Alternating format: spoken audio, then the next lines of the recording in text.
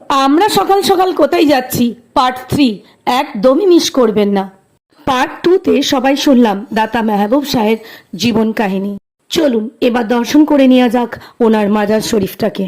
আমরিন আলরিন আরফান পাপার হাত ধরে চাদরের সামগ্রিক নিয়ে প্রবেশ করলো মাজার শরীফের ভিতরে। আরফানেরও ইচ্ছা করলো পাপার মতন থাল মাথায় করে নিয়ে যাবে। থাল নিয়ে আরফান ওর পাপা মাজার শরীফের ভিতরে প্রবেশ করলেন। সেখানে গিয়ে আমাদের দেওয়া চাদরটাই প্রথমে চাপানো হলো। চাদর চাপানোতে যা কিছু নিয়ম কানুন সেটা ওর পাপা আর আরফান দুজনে মিলেই ওখানে কমপ্লিট করলো। মাজার শরীফের ডান দিকে মহিলারা ওখানে বসে আছেন, যার যা কিছু দোয়া নামাজ যা কিছু পড়ার ওখানে ওরা করছেন। মাজার শরীফের বাঁ দিকে যারা দোয়া করছেন আর মাজারে যারা চাদর চড়াবেন তারা ঠিক মিডিল পোর্শনে গিয়ে দাঁড়িয়েছেন।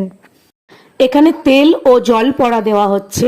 বিশ্বাস অনুযায়ী এই তেল ও জল পড়া কোনো রোগ ব্যাধির জায়গায় দিলে নাকি সুস্থ হয়ে যায়। আপাতত কমপ্লিট হলো রিচুয়ালস। চলুন একটু ঘুরে দেখে নিই দাতা মেহবুব শাহের কিছু সংরক্ষিত জিনিসপত্র। এটা হলো দাতা বাবার পায়ের খড়ম, যেমন লম্বা তেমন শক্ত। এটা হলো দাতা বাবার তরোয়াল। আর এইটা হচ্ছে বাবার হাতের লাঠি। আচ্ছা, এটা ছিল জীবিত অজগর সাপ। বাবার কাছে বাবাকে খুব ভালো লেগেছিল, বাবা আপনাকে ছেড়ে আমি যাবো না।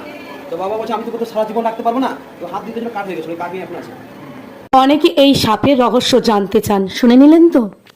অনেকে মান্নাত করেন রোগ ডেরির জন্য, কেউ বকরি দেন, কেউ মরগ দেন, যে যেমন সে তেমন দেন। তো এই জায়গাটা হচ্ছে সেই বকরি আর মরগ রাখার জায়গা। এটা পুরো পুলিশ প্রশাসন সরকার পুরো হ্যান্ডেল করে ব্যাপারটা। দেখুন এখানে একজন মান্নাতের জন্য কত বড় বকরি নিয়ে এসেছে। এটা হলো উজুর স্থান, এখানে সবাই উজু করেন, নামাজ পড়েন। এরিয়াটা একবার দেখুন কত বড়। 1298 সালে 10ই চৈত্র দাতা মেহবুব শাহের মৃত্যু হয়। ওই দিন ওনার মৃত্যুর শোক পালনের জন্য বিশাল বড় আয়োজন করা হয়। এটা পাথর চাপড়ির ওরস নামে পরিচিত।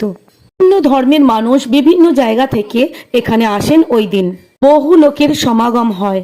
তো বন্ধুরা, পাথর চাপড়ি দর্শন কেমন লাগলো অবশ্যই কমেন্টে জানাবেন। ভালো থাকবেন, সুস্থ থাকবেন।